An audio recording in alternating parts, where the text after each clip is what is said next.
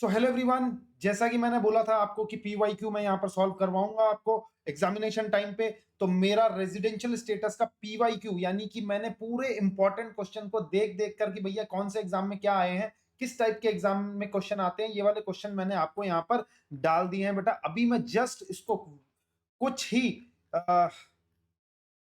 कुछ ही मिनटों में ये वाले सेक्शंस आपको करवा दूंगा और ये सारे इंपॉर्टेंट इंपॉर्टेंट चीजें मैंने हाईलाइट कर रखी हैं। किस टाइप के क्वेश्चंस आपके बार बार रिपीट हो रहे हैं एग्जाम में, ये भी आपको पता लग जाएगा। अगर इससे पहले आपने रेजिडेंशियल स्टेटस रिवाइज नहीं किया है तो मैंने एक वीडियो पहले ही डाल दिया है, ठीक है क्या, रिविजनरी वीडियो। तो उसको एक बार पूरा देख लो और उसके बाद ये क्वेश्चन कर दो। आपसे मैं बता रहा हूं, ये जो मई 2026 में एग्जाम देने जा रहे हो, इसमें जो रेजिडेंशियल स्टेटस का क्वेश्चन आएगा वो इसी में से ही आने वाला है, वो इसी पेपर में से आने वाला है। तो जल्दी से हम लोग देख लेंगे क्योंकि पूरा पीवाईक्यू मैंने इसका रिसर्च करके आपको दे दिया है। देखो किस टाइप के क्वेश्चन आते हैं, तो जल्दी से ज्यादा टाइम वेस्ट नहीं करेंगे और इसको देखते चले जाएंगे। और मैंने आपको पहले ही बोला है कि अगर आपको रेगुलर क्लासेस वगैरह अटेंड करनी है तो मैंने नीचे डिस्क्रिप्शन बॉक्स में लिंक दे दिया है। हमारी लाइव हो चुकी है क्लासेस डीटी के लिए, जाके वहां पर आप परचेज कर सकते हो या फिर मैं उसके लिए सेपरेट वीडियो आपको दे दूंगा। चलिए, कौन कौन सी चीजें थी हमारी हमने क्लास में की थी। अब ये देखो, ये क्वेश्चन आएगा और क्वेश्चन में क्या पूछेगा, एक तो आपसे पूछेगा कि आपको ये इनकम बता देगा, ठीक है ना। आपको ये क्या बता देगा बेटा, इनकम बता देगा और आपसे पूछेगा कौन सी इनकम बता दो हमको, टैक्स लगेगा, बताओ कितनी इनकम, यानी टोटल इनकम आपको निकालने के लिए पूछेंगे। अगर वो ऑर्डिनरी रेजिडेंट है, नॉट ऑर्डिनरी रेजिडेंट है या नॉन रेजिडेंट है, ठीक है, ऐसा वाला क्वेश्चन आएगा आपको पक्का पक्का। तो मैं यहाँ पर क्या कर रहा हूँ, आपको सीधा सोल्यूशन पे लेके चलता हूँ और आपको तो पहले से ही पता है यहाँ पर क्या चीज थी हमारी। यहाँ पर ये देखो, टैक्सेबिलिटी के लिए हमने क्या क्या चीज, उसके लिए कौन सा चार्ट देखना है, ये वाला चार्ट। कह रहे हैं कि भैया टैक्सेबिलिटी के लिए इंडिविजुअल एचयूएफ है तो यहाँ पर इनकम है तो तीनों के लिए टैक्सेबल अगर इंडियन इनकम है, और फॉरेन इनकम है वो भी कंट्रोल फ्रॉम इंडिया है तो आरओआर और आर बट एनओआर के लिए टैक्सेबल और इसके लिए टैक्सेबल नहीं है। और इसके लिए फॉरेन इनकम है जो कि दूसरी कैटेगरी का फॉरेन इनकम है वो आरओआर के लिए टैक्सेबल है, इन दोनों के लिए टैक्सेबल नहीं है। तो 1, 2 और 3, ये तीन टाइप की इनकम है, पहली इंडियन इनकम, दूसरी और तीसरी जो है फॉरेन इनकम है, दूसरी वाली जो है वो बिजनेस सेटअप मतलब बिजनेस कंट्रोल फ्रॉम इंडिया से है, बस ये है, ठीक है ना। और इंडियन इनकम किसको कह रहे हैं, जो एक्रूअराइज इन इंडिया और deem to accrue arise in India हो रही है और डीम टू भी एक्रूअराइज इन इंडिया माना जाएगा। तो बस इसके बारे में बात कर रहे हैं, बस इतना सा देखना और ये वाला क्वेश्चन आपका सॉल्व हो जाएगा। देखो जल्दी से फटाफट फटफट हमारा क्वेश्चन सॉल्व होगा। देखो, सैलरी जो है वो रिसीव्ड इन इंडिया, कोई भी चीज रिसीव्ड इन इंडिया हो गई तो भैया इंडियन इनकम हो गई, पहली कैटेगरी की इंडियन इनकम, तो तीनों के लिए taxable. Income from T business in Nepal, Nepal में टी बिजनेस है बाहर में बट कंट्रोल इंडिया से हो रहा, तो दो लोगों के लिए टैक्सेबल, सिंपल। तो दो लोगों के लिए टैक्सेबल हो जाएगा। देखो वो पूछ रहा है वो कि भैया 25,000 की इनकम है, किसके लिए टैक्सेबल है, तो भैया ये आरओआर है तो उसके लिए टैक्सेबल, आर बट एनओआर है तो उसके लिए भी टैक्सेबल, बट नॉन रेजिडेंट के लिए नॉट टैक्सेबल। कोई भी इंटरेस्ट इनकम है, किससे मिला है, डिपॉजिट इन कनाडा, कनाडा में कोई एक बैंक अकाउंट है उससे आपको क्या मिल रहा है, आपको इंटरेस्ट इनकम मिल रहा है, बट उसमें से 1/3 जो है हमने रिसीव किया है इंडिया में। तो कितना था कनाडा में, बताओ जल्दी से, 60,000, 60,000 का 1/3 आ गया 20,000। तो 20,000 आपको इंडिया में, तो deem to be accrue arise in India में मतलब इंडियन इनकम मान लिया तो तीनों के लिए टैक्स हो जाएगा। और 2/3 जो है वो बाहर ही रिसीव हुआ, बाहर ही जनरेट हुआ, तो फॉरेन इनकम है, तो फॉरेन इनकम तीसरी कैटेगरी की इनकम है जो अभी भी मैंने दिखाई। तो ये सिर्फ और सिर्फ रेजिडेंट आरओआर के लिए टैक्स होगा, बाकी इनके लिए टैक्स नहीं होगा, ठीक है क्या।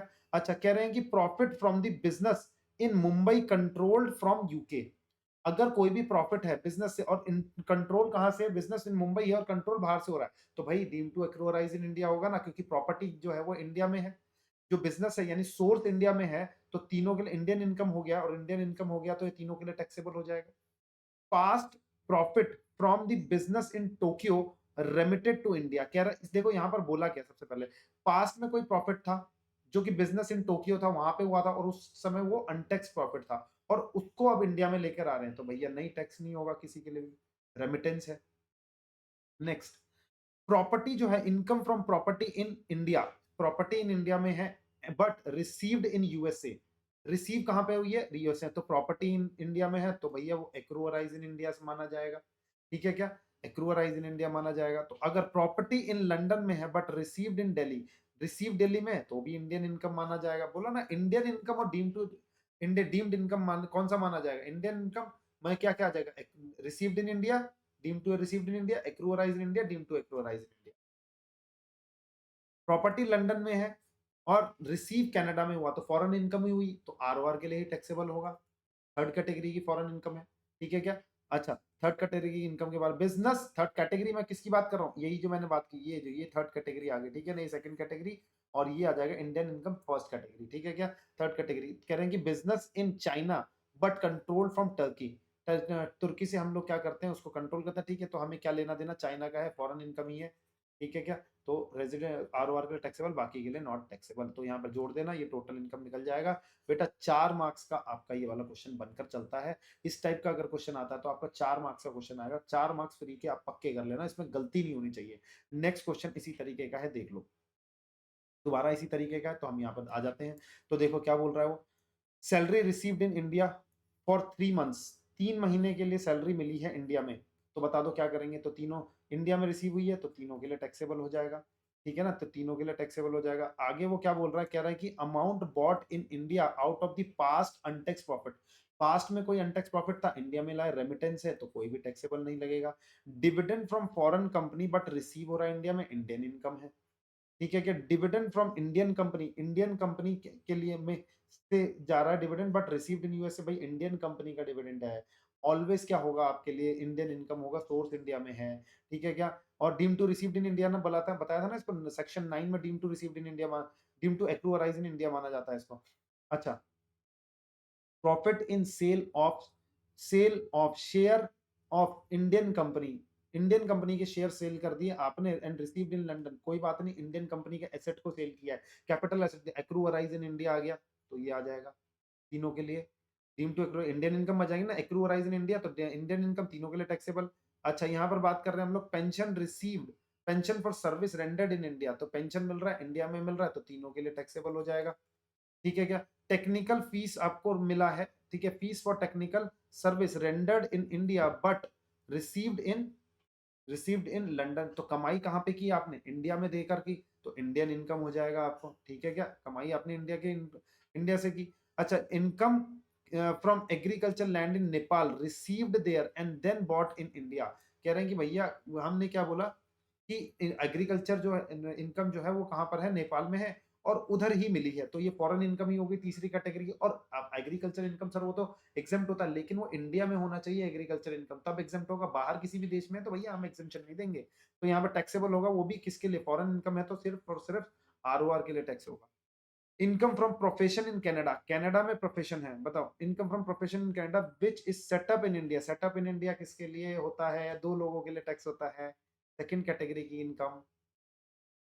Gift received on the occasion of the marriage, marriage में हुआ भैया, 56 to 10 नहीं लगेगा, तो नॉट टैक्सेबल किसी के लिए भी।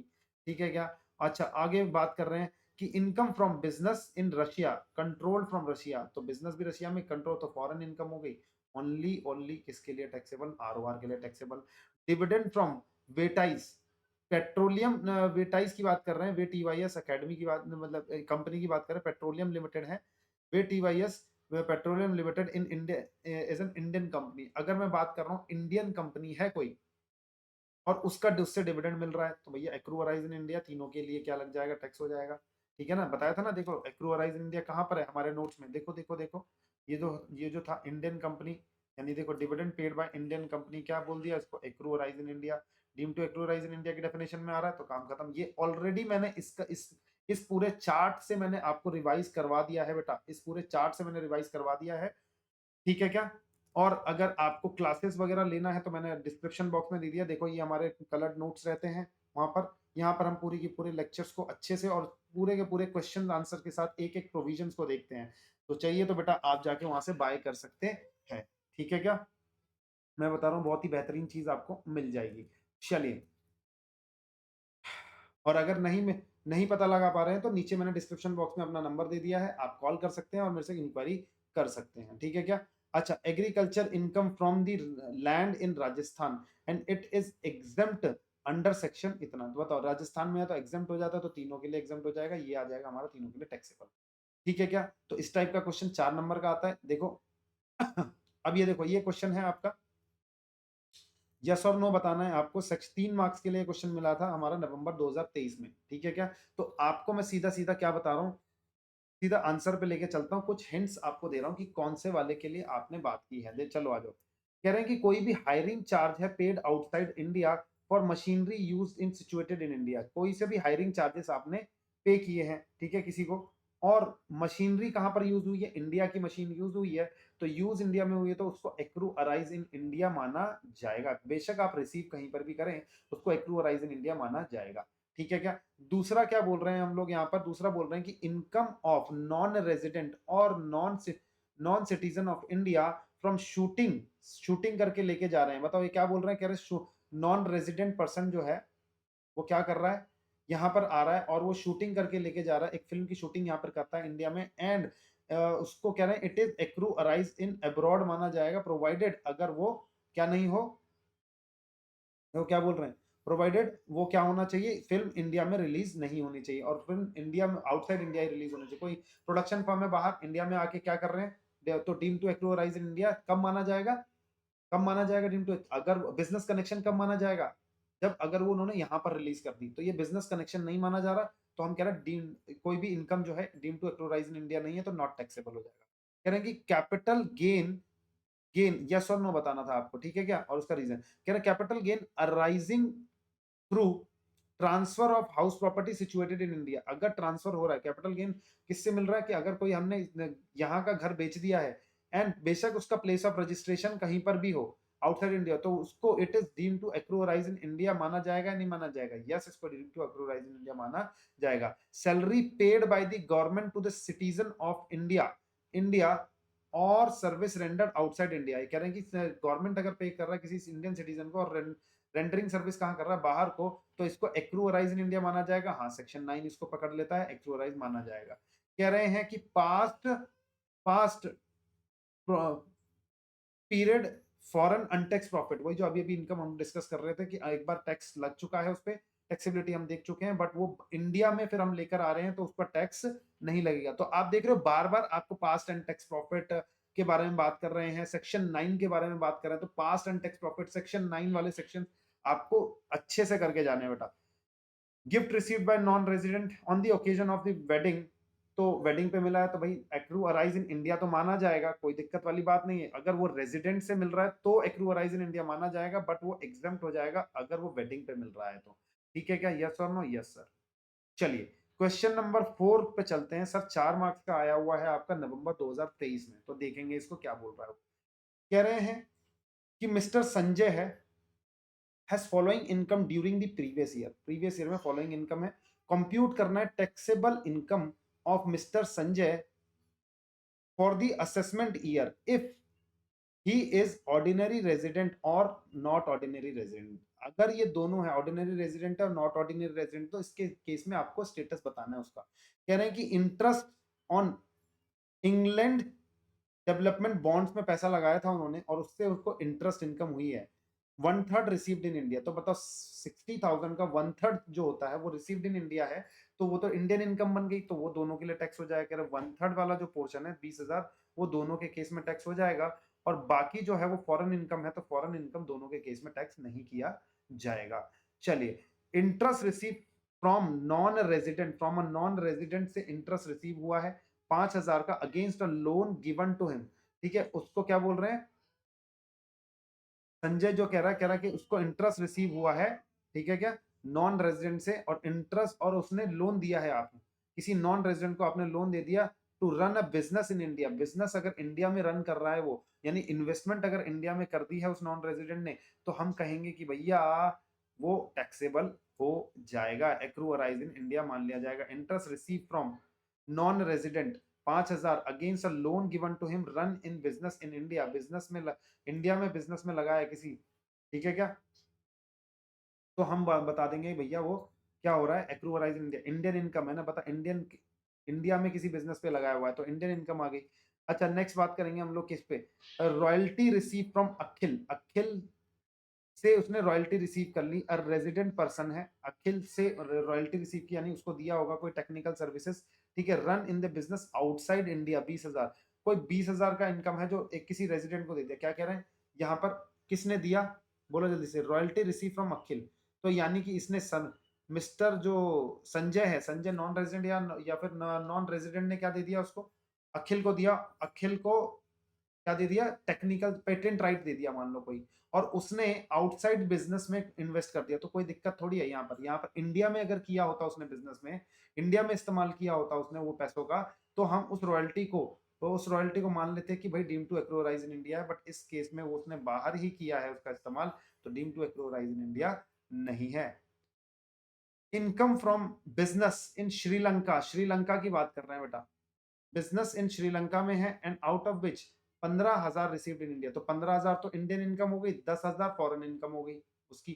ठीक है क्या, बिजनेस इन श्रीलंका है, उसको वहीं पे कमाया है उसने, नॉन रेजिडेंट है, तो भैया क्या बोल दिया, 10,000 तो भैया फॉरेन इनकम है, और वो भी किसकी बात कर दी उसने, 15,000 इंडियन इनकम हो गई, तो दोनों के लिए टैक्सेबल हो जाएगा, और फॉरेन इनकम है किसकी बात कर दी यहाँ पर, रिसीव्ड इन इंडिया, किसकी बात कर दी, रिसीव्ड अब्रॉड, यानी 10,000 की बात कर रहे हैं, received abroad India income from business in Sri Lanka 25,000, out of which उसने 15,000 रिसीव कर लिया इंडिया में, तो 10,000 उसने श्रीलंका में ही रिसीव किया, तो श्रीलंका में अगर रिसीव किया है तो उसके लिए 10,000 रुपए यहाँ पर टैक्स लग गया है, नॉन रेजिडेंट को उसमें कोई भी टैक्स नहीं लगेगा। बोलो बात समझ में आ गया नहीं आ गया, यानी कि income accrue arise abroad and received abroad है, तो हम यहाँ पर बात करेंगे, सॉरी सॉरी ये थोड़ा सा गलती है यहाँ पर, हाँ, accrue arise in India and deem to accrue, अच्छा, और यानी फॉरेन इनकम हो गई है, फॉरेन इनकम है, तो बिजनेस कंट्रोल क्या इंडिया में है क्या यहाँ पर,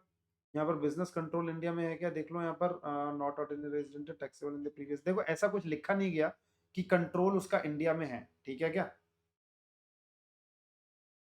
कंट्रोल उसका इंडिया में है ऐसा कुछ लिखा नहीं, अच्छा नीचे नीचे लिखा है, लिखा है, कह रहे कि business is controlled from India, ठीक है, कि कंट्रोल इंडिया से है तो ठीक है, कंट्रोल इंडिया से है तो R N but ordinary resident के लिए वो टैक्स हो जाएगा, एंड एनओआर के लिए भी टैक्स होगा, बट नॉन रेजिडेंट के लिए टैक्सेबल नहीं होगा, ठीक है, कि अगर ये शब्द नहीं लिखा होता तो फिर क्या होता, फिर बेटा ये वाला भी टैक्स यहाँ पर नहीं लगता, ये दोनों के लिए टैक्सेबल नहीं होता, आरओआर के केस में ही वो टैक्सेबल होता। चलिए नेक्स्ट क्वेश्चन चलते हैं, ये बेटा 3 मार्क्स का आया था, देख लो 3 मार्क्स का क्या क्वेश्चन था, जल्दी से देखो, कह रहे मिस्टर जय की बात कर रहे हैं, किसकी बात कर रहे हैं, मिस्टर जयचंद है,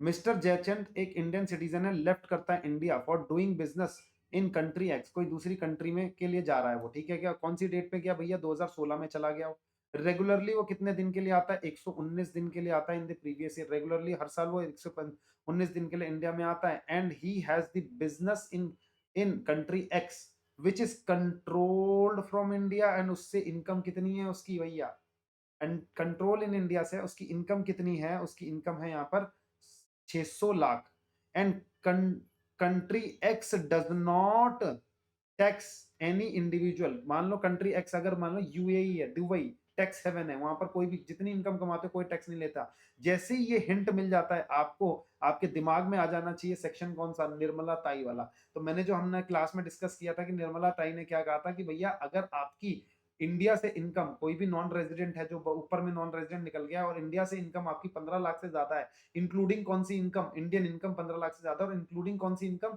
जो आपने फॉरेन से कमाई है और जिसका कंट्रोल इंडिया में है, अगर 15 लाख से ज्यादा है और आप कहीं और टैक्स नहीं दे रहे, तो आप यहाँ के रेजिडेंट मान लोगे बन जाओगे, और उसमें भी आप आर बट एनओआर बन जाओगे, और आर बट एनओआर के लिए बिजनेस कंट्रोल फ्रॉम इंडिया जो होता है वो टैक्सेबल होता है, यस सर, तो इस वाले केस में सिमिलर केस है, देख लो, कह रहे हैं कि नो पर्सनल इनकम टैक्स, इसको कहीं पर भी टैक्स देना नहीं पड़ रहा है इस साल में, ठीक है, कि असेसमेंट ईयर 26-27 में उसको कहीं पर भी टैक्स नहीं देना पड़ रहा है, और वो आया कितने दिन के लिए है, 119 दिन के लिए आता है प्रीवियस ईयर में, तो 119 दिन यानी कि उसको 120 डेज वाला क्राइटेरिया भी पूरा नहीं होता, वो नॉन रेजिडेंट बन जाएगा, ठीक है क्या, और बाहर कहीं पर भी वो क्या नहीं देता, वो इनकम, और उसकी इनकम जो है 15 लाख से ज्यादा है, अगर उसकी इनकम 15 लाख से ज्यादा है और वो कहीं पर भी टैक्स नहीं देता है और वो नॉन रेजिडेंट ऊपर से बच निकलता है, मैंने बोला था ना, तो एक सेक्शन आती है कौन सी वाली, सेक्शन नंबर 61A, कहते हैं वो deemed to be in India मान लिया जाएगा, ये वाला सेक्शन था ना, देख लो बेटा,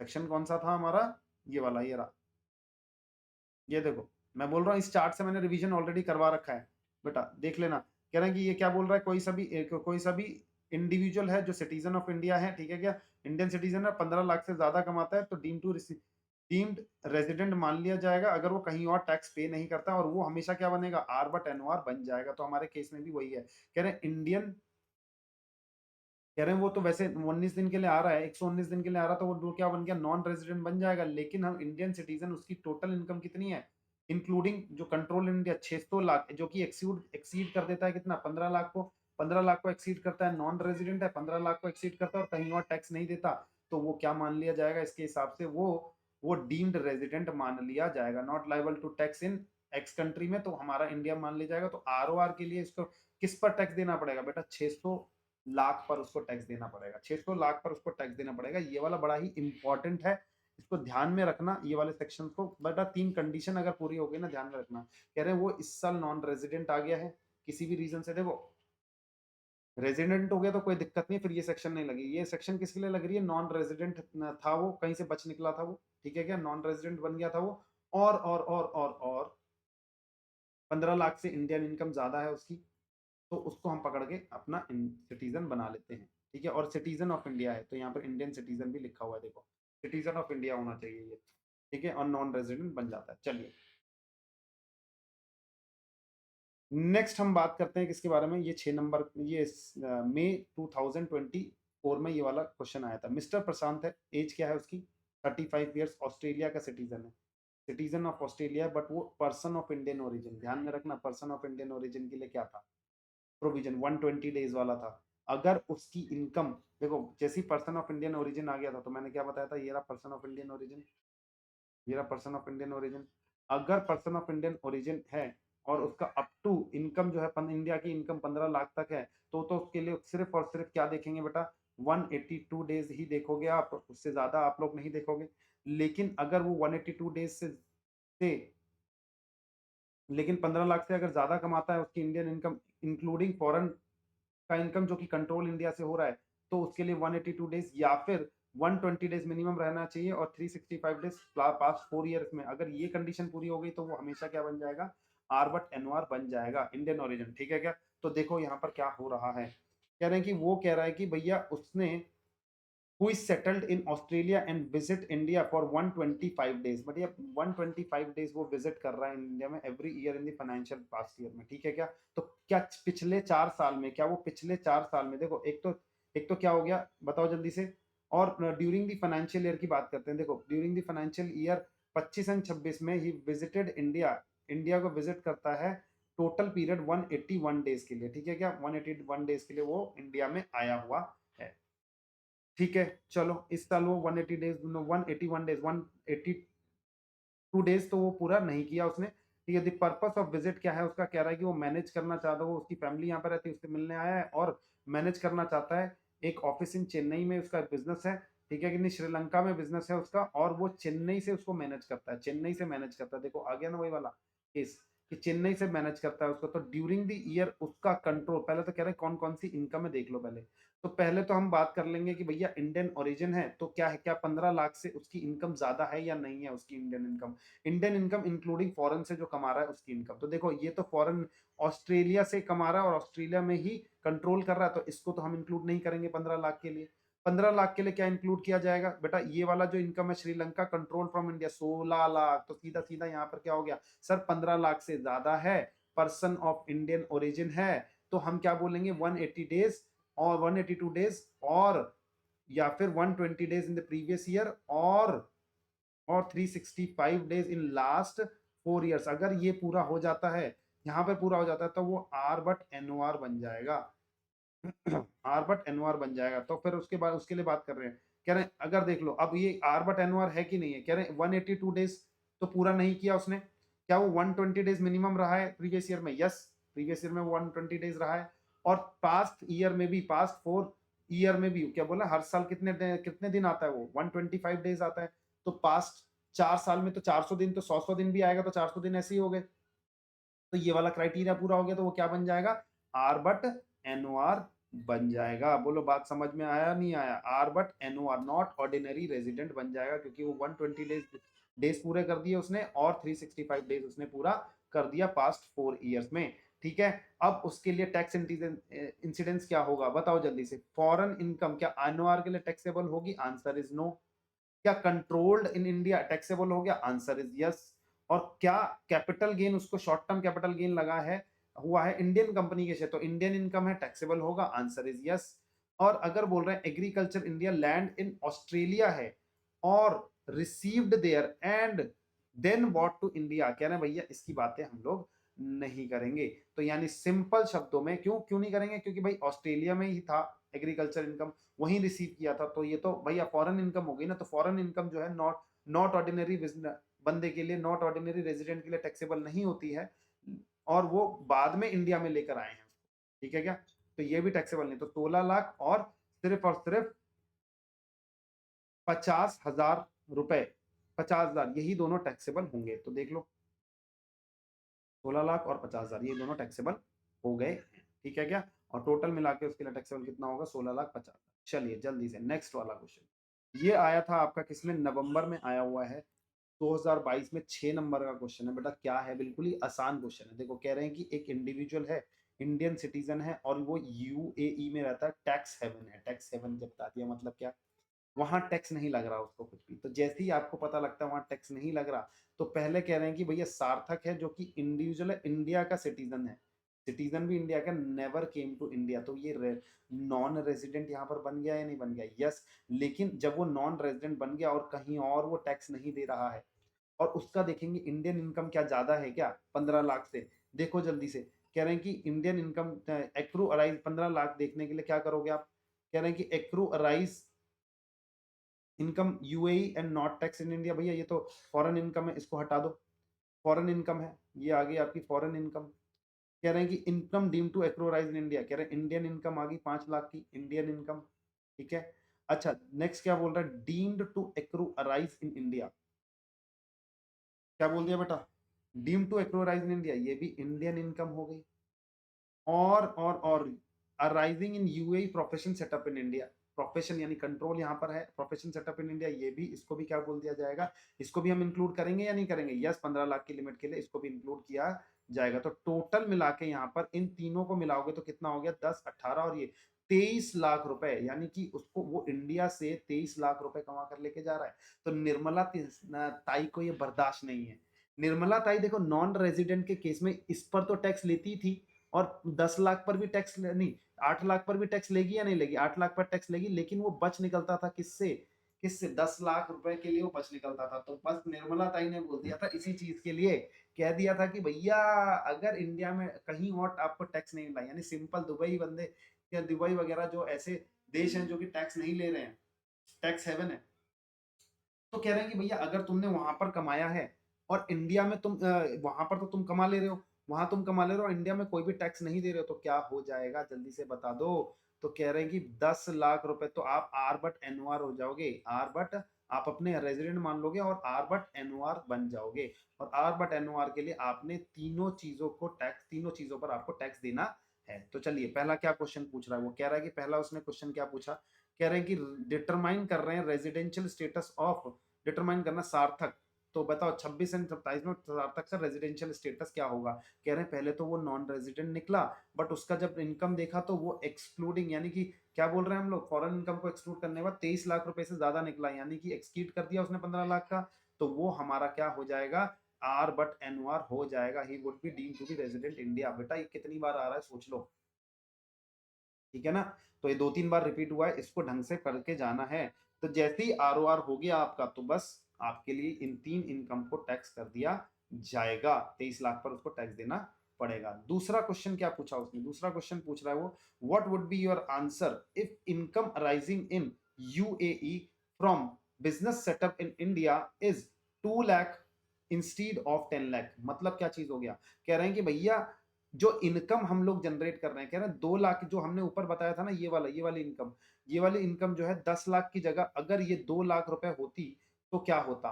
अगर इसकी ये वाली इनकम 2 लाख रुपए होती तो क्या होता? तो 2 लाख रुपए अगर होती तो सर 5 लाख, 8 लाख और 2 लाख तो 15 लाख ही होता। बोलो ना कितना होता? अगर ये होता तो 15 लाख तो एक्सीड तो नहीं किया उसने 15 लाख को। तो जब वो 15 लाख को एक्सीड नहीं कर रहा है तो वो नॉन रेजिडेंट ही कहलाएगा। अगर नॉन रेजिडेंट है तो सिर्फ और सिर्फ कौन सी इनकम टैक्सेबल हो जाएगी उसके लिए? Indian income. ये 5 लाख और 8 लाख ही टैक्सेबल हो जाएगी। तो देखो यहाँ पर क्या बोल रहा है आंसर। आंसर क्या बोल रहा है, कह रहा है कि अगर ऐसा 2 लाख है तो वो ओनली 15 लाख तक की इनकम ही है, एक्सीड तो नहीं कर रहा, डज नॉट एक्सीड, एक्सीड होना चाहिए 15 लाख को, 15 लाख को एक्सीड नहीं कर रहा, तो वो क्या हो जाएगा, वो डीम टू, अब इसको क्या बोल देंगे हम लोग, 13 लाख की ही इनकम को टैक्स करेंगे, ये वो नॉन रेजिडेंट हो जाएगा और उसके नॉन रेजिडेंट के लिए ओनली इंडियन इनकम को टैक्स किया जाएगा। तीसरा क्वेश्चन क्या है बेटा, देखो ढंग से, what would be your answer if सार्थक बॉर्न इन यूएई, यूएई में बॉर्न होता वो, यानी इंडिया का फिर वो सिटीजन नहीं होता। देखो क्या बोला था हमने, इंडिया का सिटीजन होना चाहिए तब जाके वो क्या लगेगा, उसका डीम्ड वाली सेक्शन लगेगी, लेकिन अगर वो बॉर्न ही कहाँ पे हुआ है, बाहर बॉर्न हुआ है, तो इंडिया का सिटीजन तो नहीं है, तो वो फिर उस साल के लिए वो क्या रहने वाला है, वो नॉन रेजिडेंट ही रहेगा और नॉन रेजिडेंट पे उसको 13 लाख पर ही टैक्स लगेगा। ठीक है क्या, लेकिन आगे क्या बोल रहा है, बट हिज पेरेंट, देखो ये क्या बोल रहा है, बट हिज पेरेंट्स क्या हैं उसके, बॉर्न इन इंडिया, तो बॉर्न इन अनडिवाइडेड इंडिया में पैदा हुए हैं, तो वो पर्सन ऑफ इंडियन ओरिजिन तो है ना।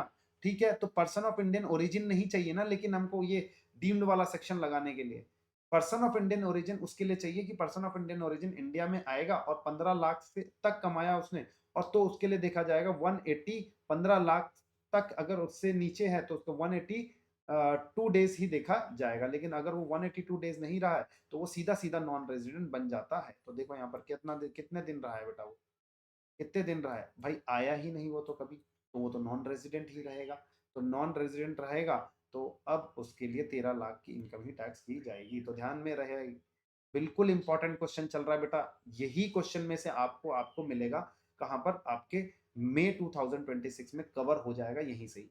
चलिए 2 क्वेश्चन और रह गए हैं, 2-3 क्वेश्चन हम इसको निपटा लेते हैं जल्दी जल्दी।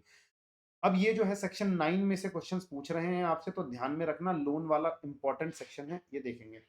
देखो, deem to accrue arise in India से क्वेश्चन है, कह रहा है मिस्टर जूही है जो कि नॉन रेजिडेंट है, नॉन रेजिडेंट है, engage in the operation of confined to the, क्या ऑपरेशन है उसका, इंडिया से, नॉन रेजिडेंट है, इंडिया से सिर्फ परचेज करके लेके जा रही है और वो कितना कमा रही है वहां पर, 2.5 लाख रुपए ड्यूरिंग द ईयर कमाया, तो क्या इसको deem to accrue arise in India मानकर उसके हाथ में टैक्स करेंगे, आंसर इज नो, क्योंकि उसका जो बिजनेस है वो कन्फाइंड है कहां तक, परचेज करने तक, तो पहला क्वेश्चन क्या आ गया, no income shall be deem to accrue arise in India, क्योंकि जो 2.5 लाख है, क्योंकि उसका कन्फाइंड है, वो क्या परचेज करके लेके जा रही है इंडिया से सिर्फ, लेकिन अगर इंडिया में ही सेल कर देती तो उतना बिजनेस यहाँ पर हम लोग टैक्स कर देते। ठीक है क्या, सेक्शन 9 का केस है ये, 5 नंबर का आया है, देख लो, इसमें से जनरली पूछा जाता है। मिस्टर नवीन है, नॉन रेजिडेंट है, अर्न किया उसने 3 लाख रॉयल्टी का, नॉन रेजिडेंट ने रॉयल्टी का इनकम किया है उसने इन इंडिया, ठीक है क्या, नॉन रेजिडेंट इन इंडिया है उस साल, इस साल के लिए, and has earn 3 lakh as royalty for patent right made available to the product in India. बताओ जल्दी से, कह रहे हैं कि जो पेटेंट राइट उसको मिला था उसने इंडिया में ही लगा दिया, ठीक है, इंडिया के किसी बिजनेस में लगाया है, इंडिया में प्रोडक्ट के डेवलपमेंट के लगाया है, तो क्या वो इंडियन इनकम मानी जाएगी, हाँ, deem to accrue arise in India मानी जाएगी, फर्क नहीं पड़ता कि भाई 50% कहाँ मिल रहा है, तो deem to accrue arise in India इसको मान लिया जाएगा। तो देखो यहाँ पर क्या बोल रहा है वो, कह रहे हैं कि royalty payable by the non resident would be deem to accrue arise in India for the purpose of business and profession के लिए उसने यूज किया है, तो यानी क्या बोल दिया उसको, यानी कि on by such non resident in India and earning, किसी भी बिजनेस के लिए यूज करे, चाहे वो या किसी भी अर्निंग सोर्स के लिए इंडिया में यूज करे, तो रॉयल्टी इनकम पूरी की पूरी 3 लाख रुपए को हम पेटेंट राइट यूज किया उसने इंडिया में, तो same would be taxable India, पूरा 3 लाख टैक्स हो जाएगा, 50% से कोई मतलब नहीं है। इंडिया में आपने अगर रॉयल्टी को यूज कर लिया पर्पस के लिए, तो फिर आपकी जो रॉयल्टी इनकम है इंडिया में टैक्स कर दी जाएगी। देखो क्या बोल रहे हैं, कह रहे हैं कोई एक जेम्स है, एनआरआई है, ठीक है क्या, नॉन रेजिडेंट इंडियन है, उसने बोरोइंग की 10 लाख रुपए, और 10 लाख रुपए बोरो करके फ्रॉम मिस्टर एक्स जो कि नॉन रेजिडेंट, एक नॉन रेजिडेंट ने दूसरे नॉन रेजिडेंट से लोन ले लिया, एक नॉन रेजिडेंट ने दूसरे नॉन रेजिडेंट से लोन लिया है, लोन, ठीक है क्या, और उसका यूटिलाइजेशन जो किया है, money invested in the shares of business, तो यानी कि क्या बोल रहे हैं, अगर एक रेजिडेंट ने दूसरे नॉन रेजिडेंट से ले लिया, देखो ये कहां पर है लोन का, एक बार देख लो इधर, कहां गया कहां गया, ये रहा सर, बिल्कुल इस मजेदार तरीके से ये चार्ट से मैंने आपको रिवीजन करवाया था, एक बार रिवाइज कर लेना, और ये चार्ट भैया जो है वो मैं आपको अपने टेलीग्राम लिंक पर दे दूंगा, देखो इधर क्या बोल रहे थे हम लोग, कह रहे हैं कि अगर कोई नॉन रेजिडेंट है, किसी नॉन रेजिडेंट को इनकम हुई है, ठीक है, उसने दिया है नॉन रेजिडेंट को, ठीक है, क्या दे दिया उसने, लोन दे दिया, और उसने यूटिलाइज किया, अगर बिजनेस प्रोफेशन के लिए यूटिलाइज किया था तो ही एक्रूअराइज इन इंडिया माना जाता, अदरवाइज वो क्या माना जाएगा, एक्रूअराइज अब्रॉड माना जाएगा। तो हमारे केस में भी तो वही है, कह रहे हैं कि भैया उसने अदरवाइज यानी कि बिजनेस एंड प्रोफेशन में नहीं किया आपने, उसने किसी इंडियन कंपनी के शेयर्स खरीदने में लगा दिया पैसा, तो कह रहे हैं भैया शेयर्स खरीदने में पैसा लगाया तो एक्रूअराइज अब्रॉड ही माना जाएगा। देख लो यहाँ पर कह रहे हैं कि कोई नॉन रेजिडेंट है, मनी बोरो करता है, तो वो तो अगर उसने otherwise than the business and profession में लगाया तो would not be deem to accrue arise in India माना जाएगा। तो नॉन रेजिडेंट ने बोरो कर लिया तो उसके लिए माना जाएगा कि वो आउटसाइड इंडिया ही इनकम है, यानी कि इनकम क्या मानी जाएगी उसकी, आउटसाइड इंडिया ही मानी जाएगी, and would not B taxed in India, क्योंकि नॉन रेजिडेंट के लिए फॉरेन इनकम इंडिया में टैक्स नहीं लगता है। चलो नेक्स्ट क्वेश्चन, बस ये लास्ट क्वेश्चन हो गया बेटा, इसके बाद यानी कि इसमें से ही मैंने बोला था ये आएगा, एक बार देख लो लास्ट क्वेश्चन क्या बोल रहा है वो। 5 मार्क्स के लिए है आपका लास्ट क्वेश्चन, कह रहे हैं कोई एक नॉन रेजिडेंट है, सिटीजन ऑफ जापान है, जापान का सिटीजन है, ड्यूरिंग द प्रीवियस ईयर वो कर रहा है, तो एग्जामिन करना है the tax implication in the hands of Thomas, ठीक है क्या, तो कह रहे हैं कि भैया tax implication mister in the hands of Thomas, ठीक है, तो थॉमस जो है वो नॉन रेजिडेंट है इस साल के लिए, ठीक है, नॉन रेजिडेंट है और वो सिटीजन ऑफ जापान है, तो उसके बारे में बात कर रहे हैं, कह रहे हैं उसको सबसे पहला क्या हुआ, जल्दी बताओ जल्दी से बेटा, उसको मिला है क्या, interest receive from mister Marshall से, नॉन रेजिडेंट है, आउटसाइड इंडिया है, और उसने बोरो किया था फंड, और मार्शल ने इन्वेस्ट कर दिया कहां पर, इंडियन कंपनी डेट फंड में किया है, तो अगेन भैया डेट फंड में किया है, बिजनेस में तो नहीं किया ना उसने, नॉन रेजिडेंट ने नॉन रेजिडेंट से कमाया है, ठीक है, और किसी और चीज में डाल दिया पैसा, तो क्या बोलेंगे हम लोग आंसर में, बताओ जल्दी से, क्या वो टैक्स किया जाएगा, answer is no, net tax नहीं किया जाएगा क्योंकि वो तो नॉन रेजिडेंट है, और अर्निंग जो भी आ जाएगी not on business and profession में नहीं लगाया, तो hence interest income shall not be consider to accrue arise in India नहीं माना जाएगा, और नॉन रेजिडेंट है तो उस पर टैक्स भी नहीं लगेगा। नेक्स्ट, रिसीव्ड 10 लाख रुपए इन जापान, जापान में उसने रिसीव किए हैं from business enterprise in India, business enterprise India for getting licence for computer software, बताओ जल्दी से, आपने कंप्यूटर सॉफ्टवेयर लिया तो उसको रॉयल्टी में माना जाएगा नहीं माना जाएगा, यस उसको रॉयल्टी मानी जाएगी। अब रॉयल्टी का जो इनकम आपको मिला है, आपने यूज कहां किया रॉयल्टी, इंडिया ने बिजनेस सेटअप करने के लिए एंटरप्राइज में किया है, तो इंडिया में अगर आपने रॉयल्टी का यूज कर लिया तो एक्रू अराइज इन इंडिया माना जाएगा। तो कह रहे हैं कि भैया income received from getting licence for computer shall be deemed to accrue arise in India and taxable कर दिया जाएगा, क्योंकि ये क्या है, टेक्निकल और रॉयल्टी सर्विस आपने इंडिया में लगाई है, ठीक है क्या, इन इंडिया में लगाया है। Next, third, he is also engage in the business of running news agency, और उसने कमाया है 10 लाख रुपए from collection of news and transmission outside India से, तो कोई दिक्कत नहीं, बिजनेस कनेक्शन है ही नहीं, नॉन रेजिडेंट पर्सन है, वो रन कर रहा है क्या, एजेंसी रन कर रहा है, ठीक है क्या, और यहां से सिर्फ कलेक्शन ही करके जा रहा है न्यूज का, तो भैया इसको टैक्स नहीं किया जाएगा। तो क्या बोल रहे हैं देखो, hence in the given case income from transmission outside India, hence income shall not be deemed to arise accrue arise in India. Next क्या बोल रहा है क्वेश्चन, कह रहे हैं कि भैया फोर्थ है, कह रहे हैं कि he entered into the agreement with S के कंपनी, एक पार्टनरशिप फर्म है, for transfer of technical document and designing, किसके लिए, एक डेनिम जीन्स का क्या हो रहा है, मैन्युफैक्चरिंग कैसे करेंगे, उसने क्या प्रोवाइड किया है, एक ऐसी सर्विस प्रोवाइड किया, तो ये टेक्निकल सर्विस हो गई या नहीं होगी भैया, डेनिम जीन्स, एसएस के कंपनी को बोला कि भैया, एसएस के कंपनी को बोल रहे हैं, कह रहे यूज कर रहे हैं एसएस के कंपनी को से इंडिया में, और ये क्या चीज है, इंडिया में कैसे, सूरत में कैसे हमें हमें डेनिम कंपनी की मैन्युफैक्चरिंग कंसर्न लगानी है, तो उसने वो सारे टेक्निकल सर्विसेज बताए उसको और 10 लाख रुपए चार्ज कर लिया, तो 10 लाख की इनकम को क्या मान लिया जाएगा, इंडिया में उसने टेक्निकल सर्विसेज लगाया तो deem to accrue arise in India मान लिया जाएगा, और नॉन रेजिडेंट को टैक्स इंडिया में लग जाएगा। देखो ये क्या बोल रहे हैं, in the given case service utilize in business in India, hence income should be shall be accrue arise in India and taxable in India। चलो बेटा यहां तक आके आई होप आपको क्लैरिटी मिल गई होगी कि एग्जामिनेशन में किस टाइप के क्वेश्चंस आपसे पूछे जा रहे हैं। ठीक है क्या बेटा? किस टाइप के क्वेश्चन, बड़े ही इजी इजी क्वेश्चन आते हैं, मैंने बताया है आपको। अगर आप पिछला मई अटेम्प्ट का, जनवरी अटेम्प्ट का भी अगर देखेंगे पेपर उठा के, तो वहां पर भी इसी टाइप के क्वेश्चंस आपको मिलेंगे, इनमें से ही मिल जाएंगे आपको। तो जितना भी था मैंने यहाँ पर करा दिया, जल्दी से इसको करो। और इसको अगर आपको समझ में आ गया, अच्छा लग रहा है, और कौन से पीवाईक्यू चाहिए जल्दी से कमेंट बॉक्स में भी लिख देना। ऑल द वेरी बेस्ट बच्चों, बस जान लगा दो, कुछ दिन और हैं, जान लगा दो, हार नहीं माननी, जान लगा दो, बस पढ़ो यार पढ़ो।